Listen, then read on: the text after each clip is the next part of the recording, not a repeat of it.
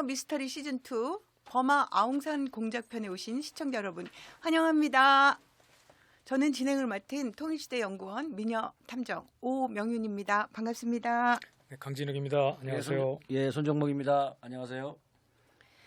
예, 지난 시간엔 현대사 미스터리 시즌2 82년 부시의 방한과 허수아비 안기부장 이런 주제로 강진욱 기자님 그리고 손정목 부원장님과 말씀 나눠보았습니다. 오늘은 83년 테러, 전두환의 수상한 예언과 레이건의 호응이란 주제로 말씀 나눠보도록 하겠습니다. 예, 1980년대는 국가 안보 조작 사건의 전성시대이자 미국의 대북 적대 동맹 체제 전략이 아주 극렬하게 작동하던 시기였습니다. 그래서 버마 아웅산 사건이 발발하던 83년 새해 벽두부터 전두환 정권은 대북 통일 선전 공세를 극렬하게 펼치고 또 간첩 사건들이 이어졌습니다. 네, 그렇죠. 예. 그리고 또 미국의 국방성 연례 보고서에서는 동맹국가의 집단 방위 체제에서 일본의 역할을 강조하고 북의 남침 가능성에 대비해 동해에 항공모함을 설치하겠다는 전략을 시사하기도 했죠. 항공모함을 배치한다. 예. 예. 그런데 이런 그 정정이 불안한 상황에서 가을에 있을 버마 공작 필요한 충분 조건을 조성하는 것으로 보이는 전두환의 수상한 예언들이 이어졌습니다. 예. 네, 강진욱 기자님, 네. 어떤 수상한 예언들이 있었을까요? 네, 그러니까 이제 이 시대의 사건을 벌이려면 일단 발생했을 때 정말 북이 이런 사건을 저질렀구나라고 이제 사람들이 인식을 해야 되니까 예. 미리부터 이제 선무 공작을 하는 거죠. 북에서 곧 이런 어마어마한 사건을 저지를 것이다. 네, 국민들이 일단 그렇게 알고 있어라. 네. 네. 이런 식으로 이제 선전하기 위해서 계속해서 이제 그런 말들을 해왔던 겁니다. 네. 대표적인 게 이제 83년 1월 21일 날 1.1 사건이죠. 그건 1.1 사건 뭐 다 아시다시피 그 68년 김신조 사건 네. 일어나고 나서부터 거의 해마다 1월 21일이 되면 대통령 주재로 안보 회의가 열립니다. 네. 그 사건을 이제 기억하면서 이제 끊임없이 이제 대북 경계심을 이제 그렇죠. 고조시키고 그런 거죠. 그래서 이제 대북 적대감을 조장하기 위해서 이제 그런 계속 해왔는데 네. 그게 아마 이제 노태우 정부 때 조금 이제 뭐 없어지는 비슷하게 되는 겁니다. 네. 전두환 때까지는 계속 해마다 해왔습니다. 이 83년도에도 마찬가지로 전두환은 1.1 대간첩 중앙회의에서 올해는 1.1 사건이나 그해 말에 있었던 울진 삼척 네. 무장공비 침투 사건보다 더 극렬한 사건이 벌어질 것이다. 라고 이제 예언을 하면서 예. 근거도 없이 그렇죠. 그럴 것 지가 같다. 딱 던진 거지 얘기를. 근거는 원래 없는 네. 이제 대국민 사기극을 벌이는 거죠. 아. 그런 걸 시작으로 해서 기회가 있을 때마다 북에서 뭔가 일을 벌일 것처럼 얘기를 해왔다는 겁니다. 네, 또 다른 어떤 예언이 있을까요? 그러니까 그게 이제 뭐 계속 이어가면서 이제 뭐 조만간 비정규전을 뭐 감행할 것이다. 대규모 무슨 뭐 공작 부대를 뭐 파견할 것이다. 이러다 또 뭐 일본을 통해서 우회 침투할 것이다. 이러면서 계속해서 이제 금방 뭐 전쟁이 나도 이상할 게 없는 그런 분위기를 조장을 하는 거예요. 예. 그러다 조금 이제 한 좀 지나면서부터 한 뭐 2, 4분기 4월쯤부터는 그때가 이제 우리 IPU 이제 서울 총회가 이제 네. 개최되는 예. 거의 이제 정해지는 시점인데 그때부터는 정말로 IPU 서울 총회 개최 즈음에서 네. 북쪽에서 이 IPU 총회를 방해하기 위해서 뭔가 폭탄 테러를 저질 것이다. 이런 식으로 얘기하는 거예요. 거의 뭐 발생 시점과 그 어떤 사건의 그 작업 방식까지도 거의 예고한다 그럴까? 예언한다 그럴까? 그 IPU가 국제의원 연맹. 그거는 좀 그렇죠. 이따 말씀을 좀 네. 아니 그러니까 그게 국제의원 연맹이라는 거죠. 맞습니다. 예. 그런 식으로 이제 계속해서 예. 예언을 했었습니다. 예, 그런 이제 분위기에서 간첩 사건들이 또 연이어 벌어졌단 말입니다. 네. 그래서 네. 대북 이제 적대감이 고조되고 네. 북의 도발 가능성도 네. 계속 제기됐습니다. 네. 어떤 간첩 사건들이 뭐 발생했습니까? 당시에는 간첩 사건 터지면은 온통 세상이 시끄러웠죠. 맞아요. 예, 온통 그러니까 뭐, 이제 언론들이 예, 같이 얼른 막 무당처럼 난리 쳐가지고 춤추고 마치 난리를 진짜 치고. 뭐가 큰 일이 나는 것처럼 난리 맞습니다. 쳤었죠. 예. 아까 이제 뭐 처음 말씀하셨듯이 전두환 시대는 거의 뭐 대북 사건 조작 전성 시대였으니까 뭐 간첩 사건이 뭐 해마다 한 수십 건씩 예. 발생하는 거죠. 예. 그러니까 이제 뭐 82년 마찬가지로 83년에도 계속 그런 일이 터졌는데 네. 이 아웅산 공작과 관련해서 대표적인 사건을 짚는다면 84년 3월 11일 날 안기부에서 발표한 사건이 있습니다. 아. 일본 우회 간첩단 사건. 아. 이 뭐 조작 사건인데요. 네. 뻔하마나 뭐 네. 자세히 들여다보진 않았지만 네. 어떤 사건들이냐면 뭐 리비아에 무슨 일을 나갔던 우리 어떤 그뭐 노동자가 어. 뭐 간첩이 됐다. 어. 또 뭐 어디 뭐 해외에서 이제 포섭돼 갖고 뭐 간첩이 그런 되거나. 식인 거죠. 어. 그러니까 뭐 30 몇 살밖에 안 된. 음. 또 국내에 무슨 뭐 무허가 댄스 교습소를 하는 사람이 또 간첩이다. 이런 식으로. 맞아. 거기- 황당한 간첩 사건. 거기다 또 일본의 뭐 오사카에 사는 우리 동포 누군가가 또 아. 간첩이다. 이런 식으로 아. 해서 또 그런 식으로 아무 관련 없는 사람들을 뭐 다 이렇게 만들어 가지고 네. 뭐 3개 간첩망 일망타진 사건 이렇게 만든 거예요. 근데 이게 또 이 버마 사건과 관련이 있다고 보는 것이요.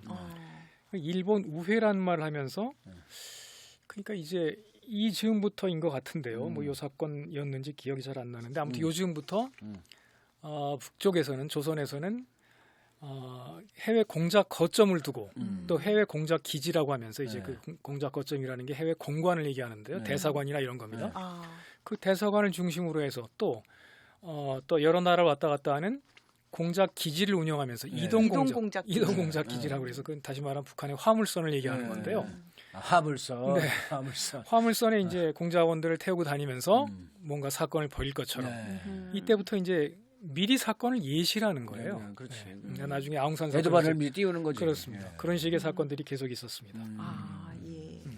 이 시기가 이렇게 이제 한국 내에서는 여러 가지 간첩 사건들이 발발하면서 긴장이 고조됐는데 또 미국의 입장에서는 이제 대북가 적대 동맹 체제를 강화하기 위해서 한국과 일본을 가지고 대북, 대소 적대 동맹 전략을 강화하기 위한 어떤 전략들이 좀 펼쳐졌단 말입니다. 그러니까 그때나 지금이나 똑같아요. 보면 똑같습니다. 일본을 끌어당겨가지고 구체적으로 동맹화시키려고 하는. 어떤 정책들이 이렇게 펼쳐졌고 부원장님 아시는 대로 좀 네. 그 한미일 삼각 동맹 체제 한번 조금 설명해 주시면. 아니 그 한미일 삼각 동맹이라는 게 사실은 뭐 미국 입장에서는 미국 중심으로 해서 네. 한국과 일본의 지상군 병력을 묶어가지고 아.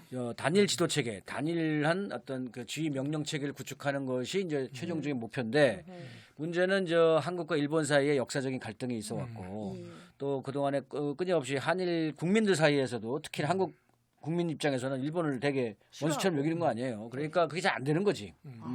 문화적, 정치적, 정서적으로도 잘 안 되는 거고. 그러니까는 이제 그런 과정들 끊임없이 미국 입장에서는 한일 간의 역사 문제를 화해해라. 그리고 어떻게든 같이 좀 잘해봐라. 이런 얘기들을 뭐 옛날부터 해왔던 거. 이 당시 80년대에도 끊임없이 그런 요구를 억지로 했었던 거, 엮으려고 엮으려고 한 하니까. 거죠.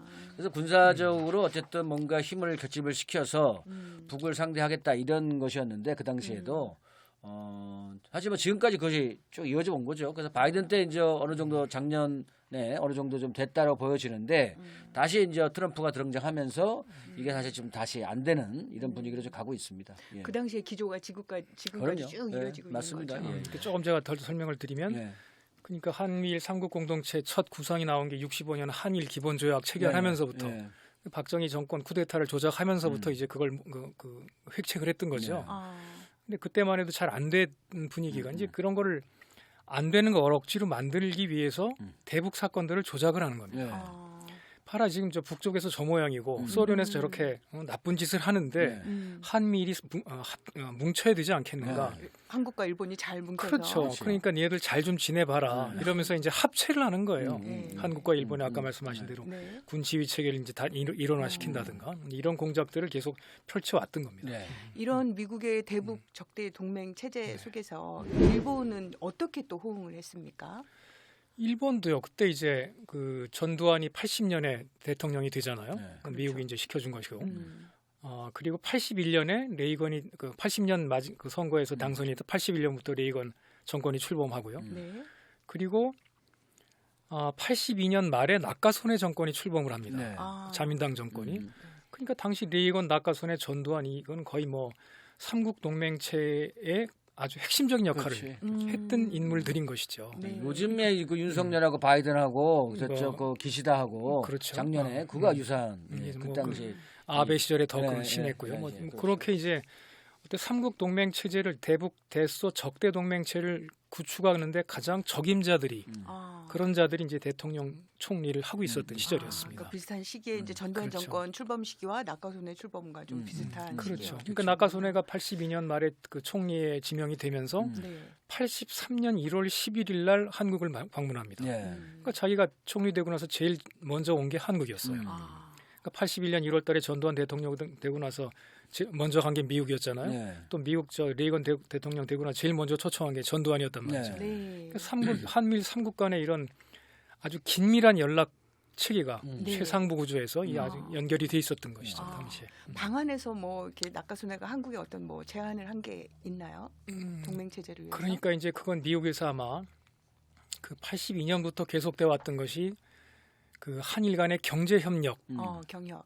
에다가 또 안보까지 붙여가지고 안보 경협이라는 말을 붙였어요. 네. 안보 경협. 그러니까 한국의 안보가 매우 중요하니 일본에서 경제적으로 좀 지원을 해라.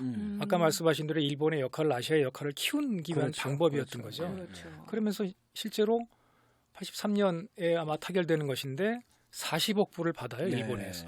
당시 엄청 큰 돈이죠. 엄청 지금도 큰 큰 돈이죠. 돈입니다. 네. 물론 그 돈이 뭐 우리 국민들 위해 쓰여졌을 리는 없죠. 그렇지. 당연히 네. 뭐 미제 무기를 산다든가 이제 이렇게 이제 쓰여졌을 것인데 예. 아무튼 40억 불이라는 돈을 우리가 받아요. 네. 뭐 기한 주는 것도 아니겠죠. 기한 주는 게 아니고 네. 이제 차관도 있을 그렇지. 것이고 또 이제 뭐 다른 네. 거 조건에 네, 조건에 붙여서. 이런저런 네. 거 사는 네. 조건으로 네. 붙였겠죠. 네. 그러니까 40억 달러의 이제 그 경협 자금을 한국에 주기도 했고 네. 또 슐츠가 방한도 했었죠. 당시 미 국무장관. 슐츠도 네. 방한합니다. 그게 네. 언제였냐면 이제 82년 2월 달이었는데 2월 초순이었는데요.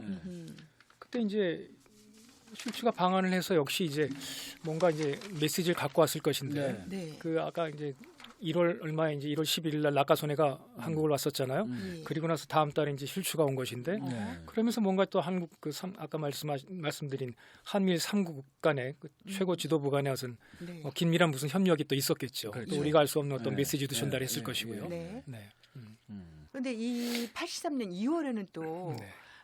북의 공군 조종사 이웅평이 미그 19기를 끌고 기순에서 남한 사회를 엄청 기억난다, 시끄럽게 기억나. 했습니다. 진짜 그때 엄청난 시끄러웠어요. 네, 예. 그 뭐 처음 봤을 때인데 그때. 네, 이웅평의 예. 만행에 대한 뭐 이상한 저기 소문도 있었고 그리고 또 전두환 측에서는 또 이것이 북의 남침설을 이용하기 좋은 수혜가 그렇죠. 되기도 그렇죠. 했죠. 네. 이런 상황에서 전두환이 레이건을 초청을 합니다. 네. 예, 그렇죠. 그런데 또 레이건이 의외로 흔쾌히 수락을 합니다. 그렇죠. 그런데 만약에 이 전두환 정권이 떠드는 것처럼 남한 사회에 북의 테러와 도발 가능성이 이렇게 위험성이 이렇게 농후하다면 미국 입장에서는 이렇게 위험한 나라에 미국 대통령이 갈 수 있을까? 그렇죠. 거절했을 만도 한데 흔쾌히 수락을 한 게 좀 의외입니다. 어떤 표면적인 이유가 있을까요? 그러니까 그게 뭐 의외일 수가 없는 것이요. 예. 그냥 뭐 흔히 말하는 짜고 치는 고스톱이었으니까. 그렇지. 그 전두환 정권과 미국 레이건 정권이 공동으로 지금 이 작업을 진행하고 있었으니까. 예. 그 전두환 내가 얘기하는 뭐 남침 위험이라 이런 건 전부 다 이제 국민을 속이기 위한 네. 일종의 선전 작업에 지나지 않았던 것이고 예. 미국도 너무 잘 아는 거죠. 그러니까 그럴수록 이제 한미 간에 더욱더 긴밀한 협력이 필요하다. 그러니까. 뭐 이러면서 또 흔쾌히 수락을 했겠죠. 그렇죠. 네. 그 위험한 나라에도 우리가 가준다. 그래서 우리가 다 한국을 보호해준다. 이런 어떤 그 대장으로서의 면모를 대외적으로 보여주려고 하는 뭐 그런 의도도 있었겠죠. 예. 그러니까 그 레이건 방안이 확정된 시점이 거의 이제 아웅산 공작이 거의 완성된 시점이라고 봐야 되는 것이죠. 네. 그렇죠. 예. 이미 83년 이제 초기니까. 그러니까 이제 그때 이 모든 작전 계획이 다 짜여져서 구체적인 안까지 다 나온 다음에 최종적으로 뭐 미국에서 승인을 한다고 그럴까요? 뭐 이런 의미가 있지 않았을까 싶어요. 아, 그렇죠. 그러면 그 승인하러 온 것일 수도 있겠네. 그러니까 이렇게 일을 진행하고 이 사건이 마무리된 다음에 83년 12월에 레이건이 오거든요. 네. 그러니까 아웅산 공작을 완벽하게 정리한 다음에 마무리하고 레이건이 와서 오. 바로 수고했다. 이제 수고했다는 식으로 또 바로 이제 이런 사건들로 인해서 한미일 삼국은 더욱더 협력해야 된다라는 메시지를 전하러 오는 것이죠. 또 비무장제도 방문하고. 사건의 틀이 이렇게 그려집니다. 네, 전체적으로 그런 윤곽이 그려지죠. 그러면은 그 이전에 있었던 부시의 방안 그리고 그해 봄에 레이건의 방한 수락 초청, 네. 초청을 수락한 거. 이 네. 모든 것들이 전두환의 수상한 그 앞서 말씀하신 예언에 대한 레이건의 호응이라고 봐도 될까요? 그렇죠. 뭐 아까 이제 전두환의 뭐 예언 내진 예고였는데 뭐 레이건 미국 측의 입장에서는 이제 진행이 잘 그런 식으로 일을 잘 진행할 것이고 그걸 위해서 또 미국도 적극적으로 음향으로 도울 것이고 이런 관계 속에서 이제 좀 맞장구를 친 거죠. 앞으로 이렇게 진행을 해보자라고 이제 서로 이제 호흡을 맞춘 당시마다 뭐 이거는 SNS나 요즘 같은 핸드폰이 없었으니까 네. 오로지 볼 수 있는 정보라는 게 신문밖에 없었잖아요. 그렇죠. 그러니까 거기서 저희들이 이렇게 쭉 이게 일련의 흐름들을 쭉 보는데 일반 국민들이 그거 짐작이나 했겠어요. 그렇죠. 예, 뭐 그런가 보다 항상 맞아요. 항상 북은 항상 도발하는 나쁜 나라고 맞아요. 뭐 이런 식의 이미지를 계속 심어왔던 거죠. 맞습니다. 예. 그런데 이렇게 레이건이 방한을 수락한 그 즈음에 버마의 최신청 장관인 우소프루가 방한을 합니다. 네. 근데 한국과 외교적으로 이렇게 친목이 두텁지 않았던 버마, 그것도 최신청 장관이 방한한 게 좀 눈길을 끌었는데요. 그해 가을에 네. 버마 아웅산 폭발 테러가 있었기 때문에 이 봄에 버마 최신청 외교관과도 장관이 없었는데. 방문한 게 방한한 게 아마 버마 강요로서는 처음으로 내한한 것 같은데요. 우리 한국에. 처음이 아니었고요. 이제 그 버마 사건 조작하기 1년 전이죠. 82년 10월 9일 날 네. 버마 이제 외무장관이 한번 왔었거든요. 외무장관이 1년 전 왔었죠. 얘기죠. 맞아. 네네. 그때 와서 이제 뭐 칼기까지 보내가지고 특별 네. 초청해서 맞습니다. 네. 뭐 포항제철 같은데 데려다 보내주고 갔단 말이죠. 그리고 나서 몇 달 뒤에 이제 최신 장관이 온 겁니다. 네. 이때는 아까 말씀하신 대로 뭐 레이건의 방안도 확정이 되고 버마 공작이 이제 거의 양쪽에서 네. 막 확정되기 직전이었던 거예요. 네. 그냥 확정됐다고 하는 얘기 이제 5월달에 83년 5월달에 이제 초창기 말씀드렸던 것 같은데 버마 군 정보국장이 숙청이 되고 네. 그 시점에 맞춰서 전두환이 이범석 장관한테 버마 순방 일정에 넣으라고 강요하고 네. 그러면서 이제 일정이 확정이 된다고 보는데 이건 아마 83년 그거 한 달쯤 전일 거예요. 84년 4월쯤에 최신 장관이 내한을 한 겁니다. 네. 네. 아마 이것도 왜 내한했는지는 알려진 바가 전혀 없고 네. 와서 뭐 만난 사람은 당시 이희성 교통부 장관 그리고 윤자중 코트라 사장을 만났어요. 네. 그 방한 목적은 역시 뭐 버마 한국 간의 무슨 뭐 경제 협력 네. 그리고 또 무슨 차관 제공 뭐 이런 네. 거였어요. 최신청이니까 뭐 그런. 아마 통신 장비가 이제 통신 왔다 갔다 했을 것인데요. 그것이 아마 제가 추측컨대 네.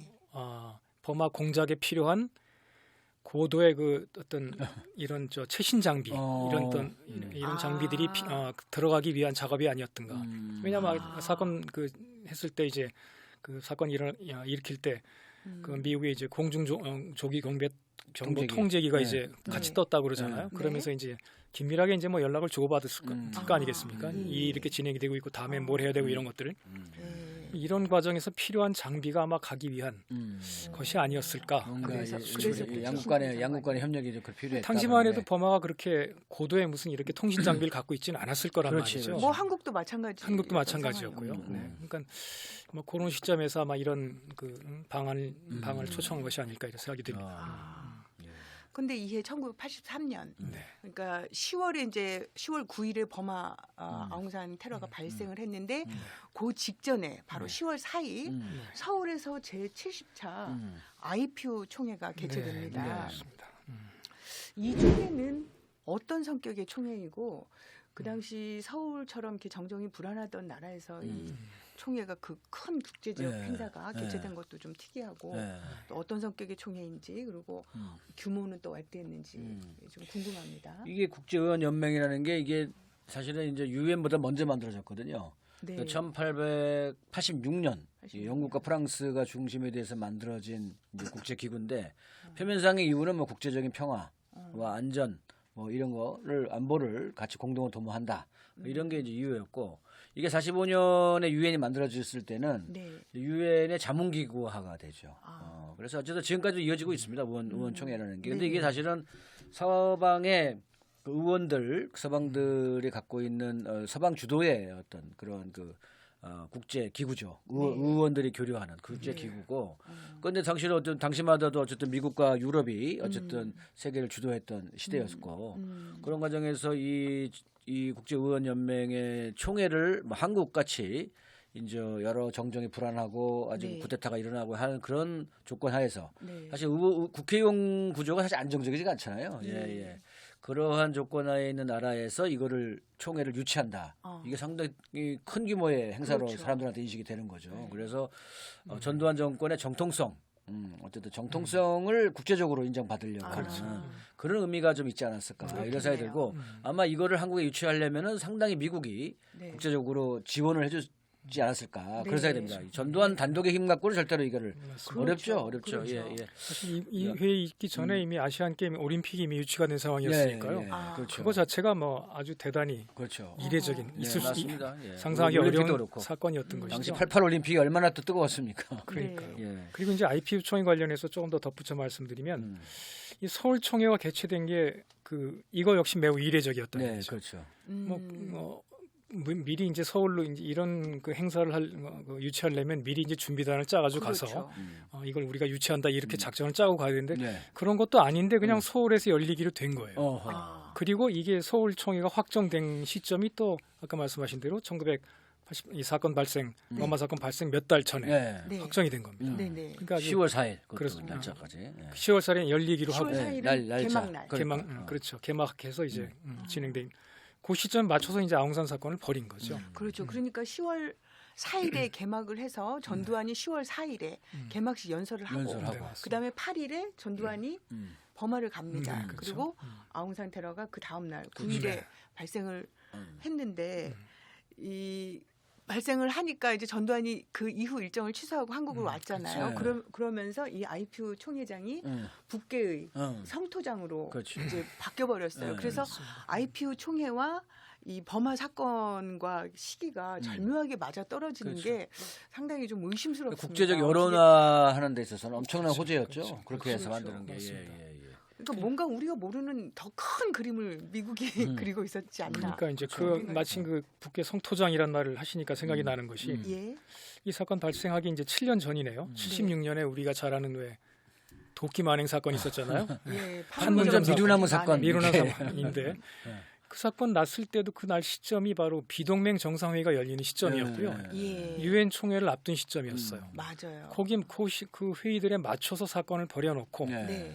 연출해놓고 모든 그 사건이 진행되는 과정을 다 찍어갔다가 네. 국제위석상에서 이걸 틀어버리는 거예요. 아. 그 북께서 이렇게 잔인한 만행을 저질렀다. 네. 그 당시 시점이 이제 북쪽이나 공산권에서 주한미군 철수나 네. 평화협정 체결, 네. 네. 유엔사 철폐 네. 이런 안건들을 계속 올리면서 네. 그 비동맹권에 있는 나라들의 지지를 많이 받을 때였단 말이에요. 네. 76년 시점이면 거의 다 어. 통과된다고 기대가 되는 상황이었는데 네. 이런 사건이 딱 터지면서 그런 모든 안건들이 갑자기 다 분위기가 반전돼 버리면서 그런 네. 비동맹 정상회의도 북의 성토장으로 변하고 네. 그 이후에 잇따라 열린 유엔 총회에서 31차 유엔 총회도 맞습니다. 북의 성토장으로 변화하고 맞습니다. 그렇게 이거랑 된 완전히 기시감이 들면서 그러니까 이게 진짜 언론 패턴이 그렇죠. 언론 그렇죠. 공작을 잘하고 그다음 국제기구가 다 미국의 손 안에서 움직였으니까 네. 예, 그런 하나의 것들을 패턴화된 공작 예, 패턴이었던 예, 예. 것이죠. 맞습니다. 사실 뭐 그 얼마 전까지만 하더라도 뭐 러시아를 규탄하고 뭐 이런 네. 얘기가 많았죠. 예, 네. 예. 네. 오늘은 그래서 IPU 총회까지 해서 아웅산 그 1983년 전두환의 수상한 예언에 대해서 레이건이 호응한 이야기에 예건 대해서 호응에서 미국이 호응하고 사실 그렇게 하면 실질적으로 여러 가지가 이게 짜맞춰진 공작이 쉽게 말해서 그런 공작이 이렇게 1년의 과정을 거치면서 쭉 전개되는 손발을 맞춰가면서 예. 일을 벌였다라고 예, 이해하면 될 것 딱 같습니다. 짜여지면서 짜여진 상태에서 예. 그 전두환 수상한 예언에 대한 레이건의 호응 그리고 미국의 큰 그림까지 해서 말씀을 나눠보았습니다. 손종목 부원장님 네. 그리고 강진욱 기자님 감사합니다. 예, 감사합니다. 예.